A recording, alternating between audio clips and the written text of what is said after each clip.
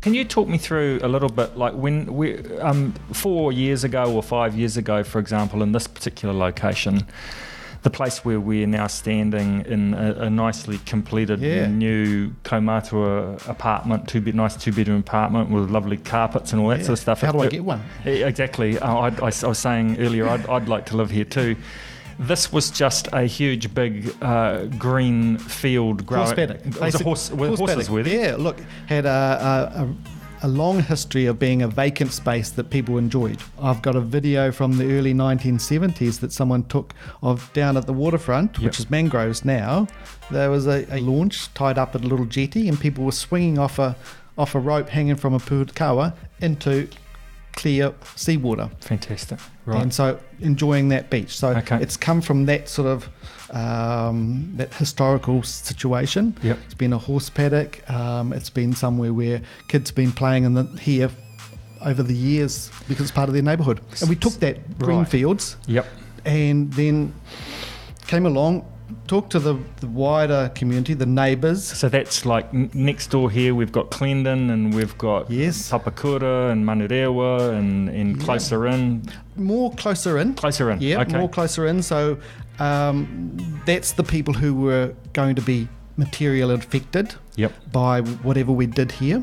So it's about the surrounding streets and the surrounding neighbourhoods. We try to engage with them. There's the Weymouth Residents Association, long-standing group of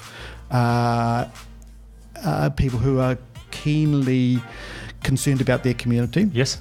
So just Weymouth's been a community like on a little peninsula, and Auckland came to meet it. And some of those... So they would have been a bit worried at first about what was going to be done here, right? That's the understatement.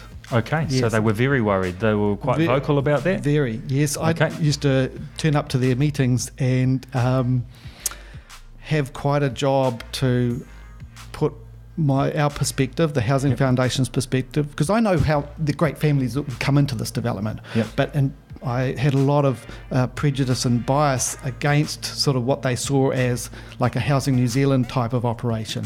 And trying to persuade them, show them that we were different. We weren't a Housing New Zealand, we weren't a government agency, we weren't a fly-by-night profit-driven developer. So in the end, they were actually giving me credit for sort of handling all the fire and brimstone they used to fire at me. How do they feel now? Awesome. Great. Yeah. Well, that's a good outcome then. When did that opinion change?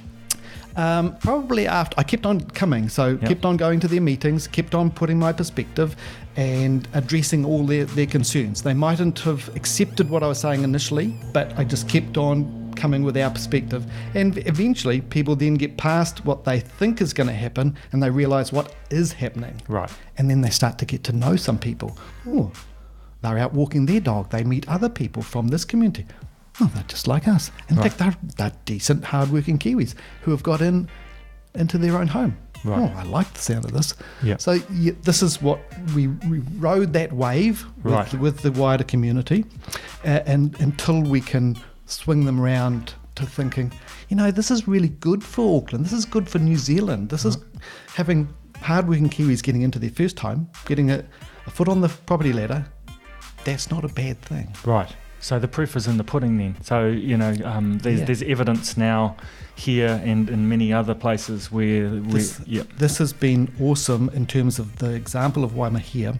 We now can go in communities with a little bit more credibility, but also the word has got out there.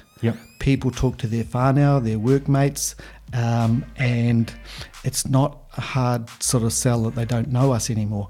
Words out there about Housing Foundation and how we do our business.